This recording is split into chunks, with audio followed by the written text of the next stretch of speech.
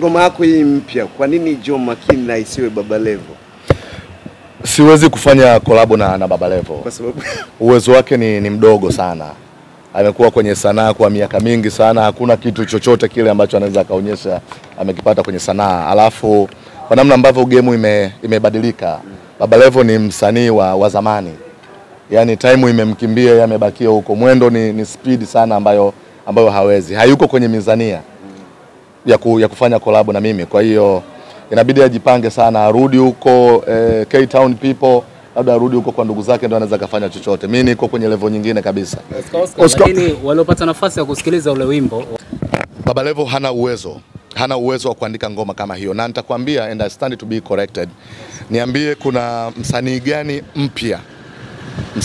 mpya amewahi kutoka kwenye nchi hii ndani ya siku moja msanii mpya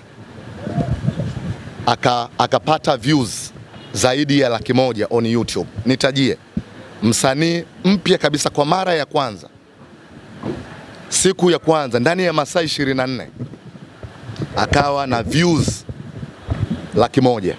Kuna uwezekano mkubwa sana hii ni record ambayo imewekwa na mzee wa Kaliwa. Ndani ya masaa 24 views 100,000 kwa msanii mpya, ndo anasikika kwa mara ya kwanza, na mgongoni kwake hakuna lebo, hakuna msanii yoyote yule ambaye amewekwa kumgongoni, ni yeye mwenyewe, show ya mwanaume mmoja. Nitajia hapo. Labda watu wanaweza kusema ukubwa wako ambao unao kwenye industry ya utangazaji huenda ndio ambayo imekupa kama lift na. Mimi nina ukubwa wa utangazaji, lakini nina upya wa sanaa. Unanielewa? Mimi ni sanaa mpya tena. Mimi nina ukubwa kwenye media, utangazaji na uandishi wa habari, lakini sina ukubwa huo wa kwenye sanaa ya uimbaji. Wakati kikao kikiendelea na Mheshimiwa Mapana akiwa anaiplay ile nyimbo, nikakuona ukawa mtulivu sana. Ulikuwa unawaza nini? Mniombee.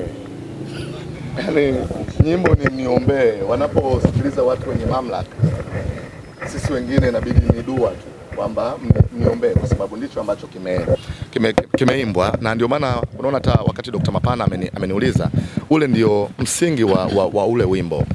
Wako watu wengi sana wanafanya maovu kwenye jamii yetu, na hatutaki kusema ukweli, kwa sababu kuna namna tunataka tufiche watu wasiujue ukweli. Hata huo umekosa namna gani, bado una nafasi mbele za Mwenyezi Mungu. Ule wimbo unazungumza ni dhambi tupu kuanzia mwanzo mpaka mwisho wa wimbo. Na tunaambiwa pia kwenye vitabu vitakatifu kwamba mwanadamu sio mkamilifu. Na ndio maana kwenye kila dhambi niliyoitaja, kama kwa lugha ya picha, mbele yake ulikuwa unaona kama napiga magoti kwamba hii ni dhambi. Na ndio maana nimetaja viongozi wakubwa wa kiimani, kwa wale ambao tunaamini Mungu yupo.